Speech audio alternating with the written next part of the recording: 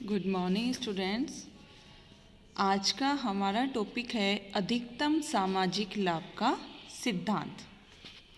जैसे कि जो परंपरावादी अर्थशास्त्री थे उन्होंने वो ये मानते थे कि आर्थिक क्षेत्र में सरकारी हस्तक्षेप नहीं होना चाहिए, क्योंकि उनके अनुसार प्रत्येक कर क्या है, एक बुराई है और प्रत्येक सरकारी वे अनुत्पादक है परंपरावादी अर्थशास्त्रियों के अनुसार। जबकि रिकार्डो का ये मानना था कि यदि तुम शांतिपूर्ण सरकार चाहते हो तो तुम्हें बजट को घटाना ही होगा।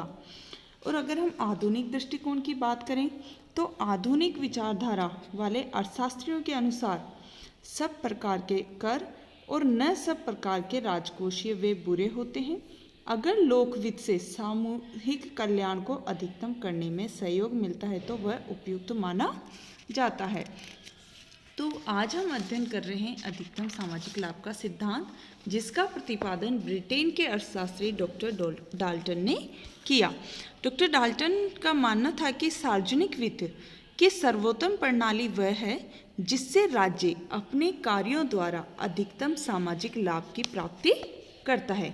मीन्स अगर राज्य अपनी आय व्यय पद्धति से जनता में अधिकतम संतुष्टि और न्यूनतम त्याग के सिद्धांत को मूर्त रूप प्रदान कर सके तो लोक वित्त से अधिकतम सामाजिक कल्याण संभव हो सकेगा और इस प्रकार सार्वजनिक वित्त का मूल उद्देश्य अधिकतम सामाजिक लाभ की प्राप्ति होगी। अब हम देखते हैं इस सिद्धांत के बारे में कि ये सिद्धांत क्या कहता है।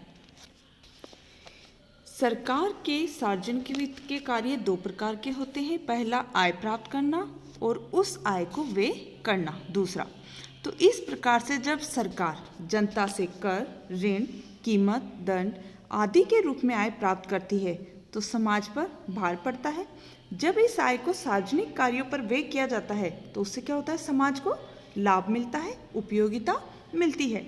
तो सरकार को अपनी आय और व्यय में इस प्रकार से समायोजन बैठाना चाहिए कि समाज को व्यय में मिलने वाली उपयोगिता आय को प्राप्त करने से उत्पन्न अनुपयोगिता से अधिक हो।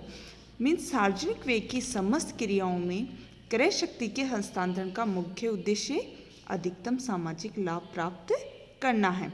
अब जैसा कि डाल्टन के अनुसार राजकीय व्यय प्रत्येक दिशा में उस सीमा तक ही बढ़ते रहने चाहिए जब तक कि इस व्यय से उत्पन्न होने वाला संतोष राज्य द्वारा लगाए गए करों से उत्पन्न होने वाले असंतोष के बराबर न हो जाए और ये सीमा ही राज्य के आय और व्यय में वृद्धि करने की आदर्शतम सीमा है।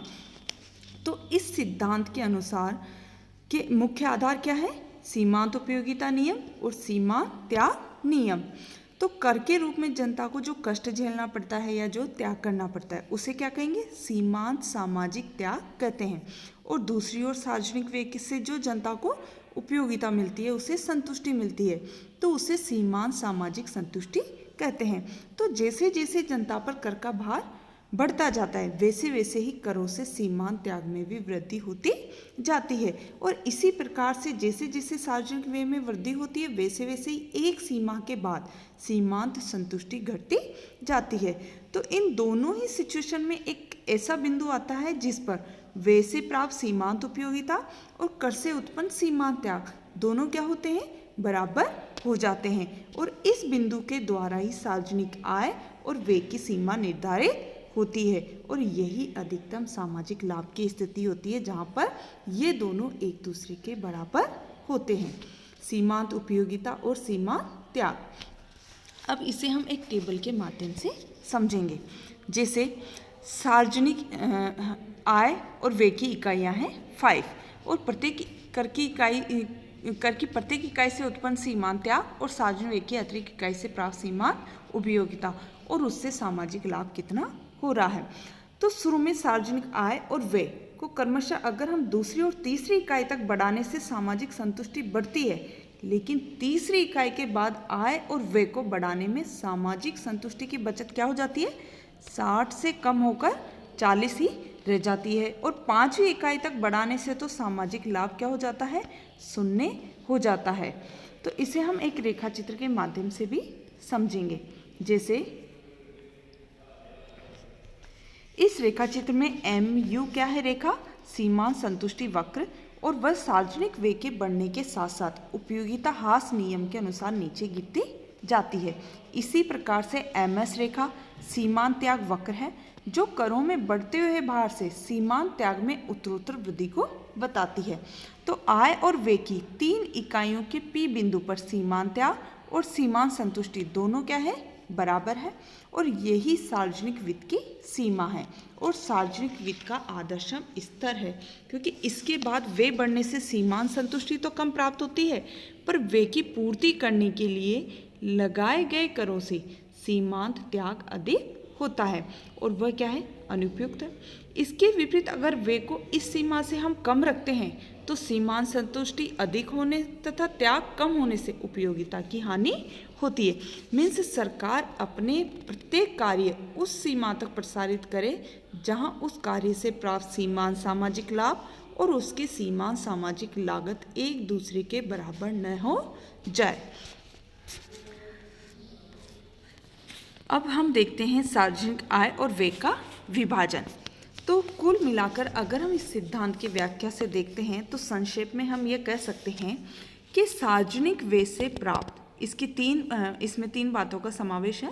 पहला है सार्वजनिक व्यय से प्राप्त सीमांत संतुष्टि और करों के बोझ का सीमांत त्याग बराबर होना चाहिए, मीन्स MS = MU होना चाहिए।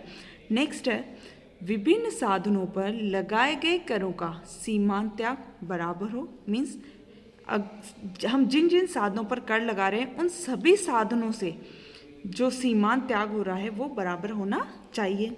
विभिन्न मदों में किए गए सार्वजनिक व्यय से सीमांत संतुष्टि मीन्स उपयोगिता भी क्या होनी चाहिए?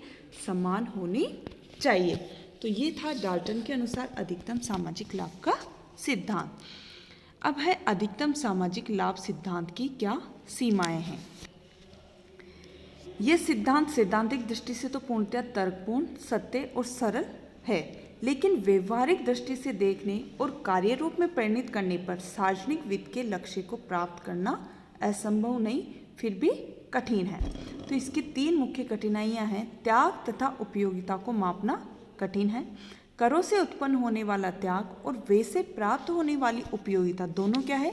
भावात्मक विचार है, और इनको सही मापना कठिन है। विभिन्न करों का भार जानना कठिन है। ये सिद्धांत इसलिए भी अव्यवहारिक है क्योंकि करारोपण से होने वाले मिश्रित लाभों तथा हानियों का ठीक पता नहीं लग पाता, क्योंकि करों के कारण उत्पादन, उपभोग व बचत पर पड़ने वाले अच्छे बुरे प्रभावों को जानना कठिन है। करों से आय के वितरण पर तथा विभिन्न साधनों के एक क्षेत्र से दूसरे क्षेत्र में हस्तांतरण का प्रभाव भी जानना कठिन है।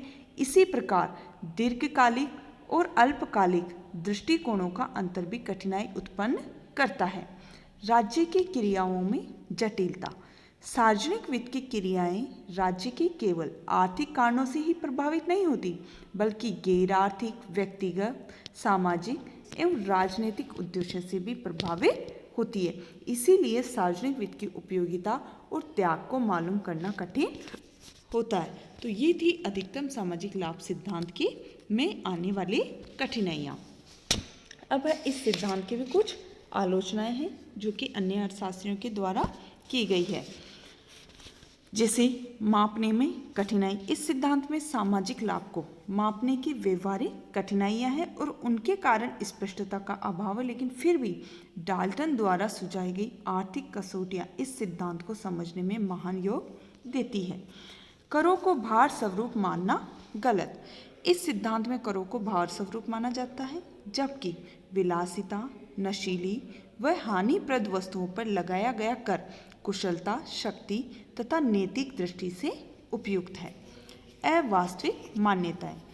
इस सिद्धांत में संतुलित बजट की मान्यता स्वीकार की जाती है, जबकि आर्थिक मंदी काल में आमदनी से अधिक खर्च तथा आर्थिक तेजी में बचत का बजट उपयुक्त माना जाता है।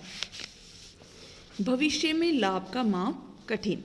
सरकार वर्तमान में कर लगाती है, उसके वर्तमान में त्याग से जो कष्ट होता है और सरकार द्वारा इस राशि को भविष्य में लाभ की दृष्टि से खर्च किए जाने से जो लाभ की आशा की जाती है, उनकी तुलना और माप दोनों ही कठिन कार्य है। इसीलिए अधिकतम सामाजिक लाभ सिद्धांत का विशेष महत्व नहीं रह जाता है। Thank you.